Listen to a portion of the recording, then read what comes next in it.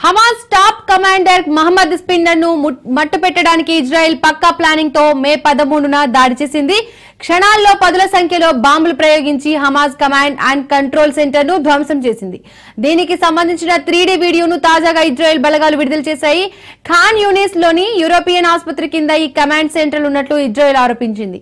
Hamas ఉద్దేశపూర్వకంగానే అక్కడ తమ స్థావరాన్ని ఏర్పాటు చేసింది. ఈ ఆపరేషన్ ను ఐడిఎఫ్ బలగాలు, ఇజ్రాయెల్ సెక్యూరిటీ అథారిటీ సంయుక్తంగా నిర్వహించాయి. ఈ దాడికి అత్యంత ఖచ్చితత్వంతో పనిచేసే ఆయుధాలను వాడినట్లు పేర్కొన్నాయి. ఈ దాడి సమయంలో కేవలం 30 సెకండ్లలో 50 బాంబులు హమాస్ కమాండ్ సెంటర్ పై జారవిడిచారు. ఈ క్రమంలో ఆసుపత్రి భవనం తీవ్రంగా దెబ్బతినకుండా జాగ్రత్తలు తీసుకున్నారు. ఇందుకోసం భారీగా ఇంటెలిజెన్స్ ను సేకరించారు. మరోవైపు ఈ దాడి కారణంగా 16 మంది చనిపోగా 70 మంది గాయపడినట్లు హమాస్ నేతృత్వంలోని ఆరోగ్య శాఖ వెల్లడించింది.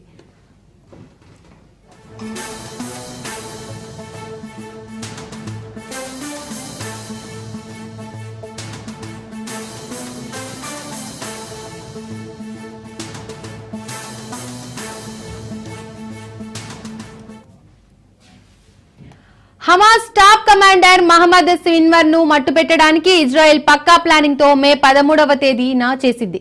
క్షణాల్లో పదుల సంఖ్యలో బాంబులు ప్రయోగించి Hamas command control and centre ను ధ్వంసం చేసింది. దీనికి సంబంధించిన 3D వీడియోను తాజాగా ఇజ్రాయెల్ బలగాలు విడుదల చేశాయి. ఖాన్ యూనిస్ లోని యూరోపియన్ ఆసుపత్రి కింద ఈ కమాండ్ సెంటర్ ఉన్నట్లు ఇజ్రాయెల్ ఆరోపించింది. హమాస్ ఉద్దేశపూర్వకంగానే అక్కడ తమ స్థావరాన్ని ఏర్పాటు చేసింది. ఈ ఆపరేషన్ ను ఐడిఎఫ్ బలగాలు, ఇజ్రాయెల్ సెక్యూరిటీ అథారిటీ సంయుక్తంగా నిర్వహించాయి. ఈ దాడికి అత్యంత ఖచ్చితత్వంతో పనిచేసే ఆయుధాలను వాడినట్లు పేర్కొన్నాయి. ఈ దాడి సమయంలో కేవలం 30 సెకండ్లలో 50 బాంబులు హమాస్ కమాండ్ సెంటర్ పై జారవిడిచారు. ఈ క్రమంలో ఆసుపత్రి భవనం తీవ్రంగా దెబ్బతినకుండా జాగ్రత్తలు తీసుకున్నారు.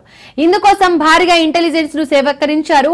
మరోవైపు ఈ దాడి కారణంగా 16 మంది చనిపోగా 70 మంది గాయపడినట్లు హమాస్ నేతృత్వంలోని ఆరోగ్య శాఖ వెల్లడించింది.